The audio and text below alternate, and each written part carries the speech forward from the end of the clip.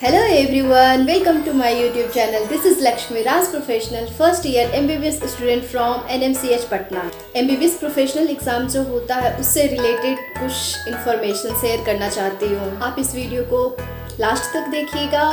जब हम NEET aspirants हो ऑब्जेक्टिव क्वेश्चन होता है जिसको कि फाइंड आउट करना होता है कौन सा राइट क्वेश्चन है, राइट आंसर है। बट जब MBBS कॉलेज में हम जाते हैं तो ऑब्जेक्टिव थोड़ा बहुत ही होता है, बाकी सारा जो आपको आंसर लिखना होता है वो सब्जेक्टिव में लिखना होता है। तो सब्जेक्टिव में हम कैसे लिखेंगे, आज इस टॉपिक पे हम बात करने जा रहे हैं। आप ध्यान से सुनिएगा क्योंकि जो मैं इस वीडियो में बताने जा रही हूँ अगर आप इसे अप्लाई करते हैं तो आपको ज़्यादा मार्क्स मिलेगा as compared to other students. चाहे वो इंटरनल एग्ज़ाम हो या फिर प्रोफेशनल एग्ज़ाम हो, आपको मार्क्स ज़्यादा मिलेगा, ये मैं 100% गारंटी लेती हूँ। तो अगर आप मेरे चैनल पे न्यू हैं तो सब्सक्राइब ज़रूर कीजिएगा और कमेंट करके बताइएगा कि आपको मेरा वीडियो कैसा लगा। First year MBBS professional exam की बात करूँ तो उसमें हमें पढ़ना होता है फर्स्ट ईयर में एनाटमी, बायोकेमिस्ट्री एंड फिजियोलॉजी। इसमें भी जो ये तो 3 सब्जेक्ट हुआ, बट इसका जो पेपर होता है उसे डिवाइड कर दिया जाता है पेपर 1 एंड पेपर 2 में। एंड मैं एक एग्जांपल लेकर के बताती हूँ, जैसे कि एनाटमी है तो उसका कुछ टॉपिक जो है पेपर 1 में ये डिवाइड किया जाता है एंड कुछ टॉपिक्स जो को पेपर 2 में रखा जाता है। और ये सारे जो डिवीज़न होता है वो किया जाता है NMC के थ्रू।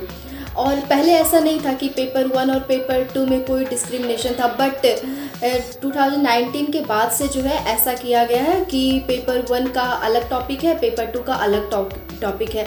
तो ये थोड़ा हम लोगों को बहुत ही आसानी होता है पढ़ने में कि पेपर 1 में ये आ रहा है। पेपर पढ़ना तो आपको सारा कुछ है, बट एक हो जाता है ना कि हाँ पेपर 1 में हमने ये पढ़ा था तो अब उस टॉपिक को हम दोबारा नहीं पढ़ेंगे।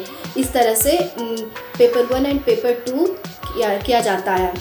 अब मैं बात करती हूँ मार्क्स कैसे डिस्ट्रीब्यूट होता है।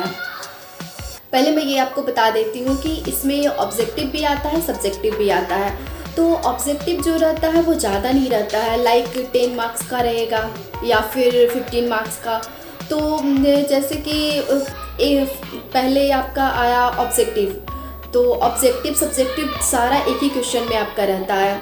तो ऑब्जेक्टिव तो आपका चलो ठीक है 5 मार्क्स 10 मार्क्स का जो भी है आप बना लिए, ठीक है। लेकिन अब मैं बात करती हूँ सब्जेक्टिव की। जो नीट के बच्चे होते हैं ना उनको लॉन्ग क्वेश्चन आंसर लिखने में थोड़ा प्रॉब्लम होता है, इसलिए क्योंकि उन्हें हैबिट नहीं होता है लॉन्ग आंसर लिखने का। तो पहले से ही प्रैक्टिस करना चाहिए स्टूडेंट्स को कि वहाँ पे प्रॉब्लम ना हो लिखने में। अगर मैं बात करूँ सब्जेक्टिव की तो उसमें आपका एक लॉन्ग क्वेश्चन आंसर होता है जिसमें कि आपको वो 10 मार्क्स या तो 20 मार्क्स का होगा। जैसे कि मैं अपना बता रही हूँ तो मेरा जो आया था लॉन्ग क्वेश्चन आंसर लिखने के लिए तो उसमें वो 20 मार्क्स का था, तो 10 मार्क्स का भी हो सकता है। और बात करती हूँ तो 5 मार्क्स का भी क्वेश्चन होता है, 4 मार्क्स का भी होता है, और डायग्राम्स तो बनाने आपको आएगा ही आएगा। ये था आपका marks distribution subjective and objective. अब मैं बात करती हूँ कि आंसर सबको पता होता है, एक टॉपर को भी पता होता है, एक एवरेज स्टूडेंट को भी पता होता है। तो टॉपर स्टूडेंट और एवरेज स्टूडेंट में डिफरेंस क्या होता है? तो डिफरेंस होता है उनके आंसर लिखने के तरीके में, किस तरह से उन्होंने अपने आंसर को लिखा है कॉपी में, इस पे डिपेंड करता है उनका मार्क्स थोड़ा कम थोड़ा ज़्यादा होता है। मैं एक एग्जाम्पल लेकर बताती हूँ। सपोज कीजिए कि क्वेश्चन आ गया डिस्क्राइब थायराइड ग्लैंड, तो आप उसमें क्या सीधा आप थायराइड ग्लैंड को लेकर के जो मन में आया, मतलब जो आपने पढ़ा है बस उसको एक पेज 2 पेज 4 पेज भर देना। नो, ऐसा बिल्कुल भी नहीं करना है। हर आंसर को लिखने का एक तरीका होता है।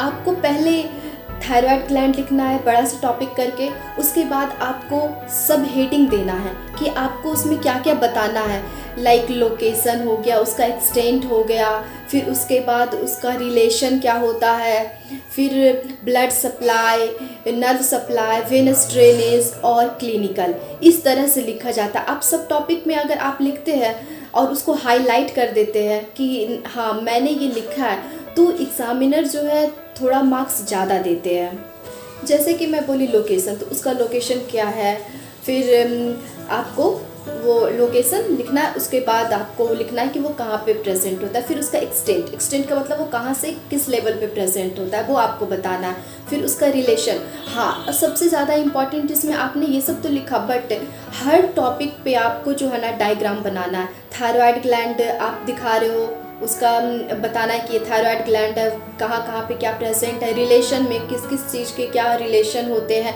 वो आपको डायग्राम के थ्रू बताना है। इसमें से सबसे ज़्यादा मोस्ट इम्पॉर्टेंट है आपका क्लिनिकल।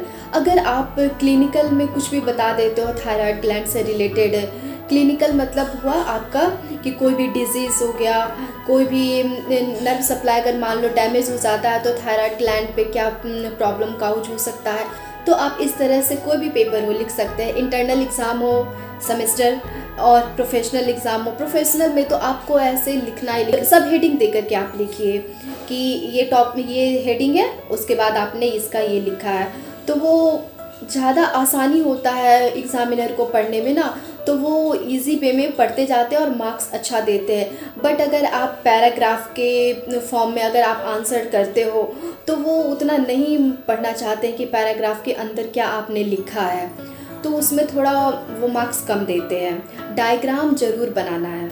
अगर आप मेरे चैनल पे न्यू हैं तो सबसे पहले आप सब्सक्राइब कीजिए और कमेंट करके ज़रूर बताइएगा कि मेरा वीडियो आपको कैसा लगा।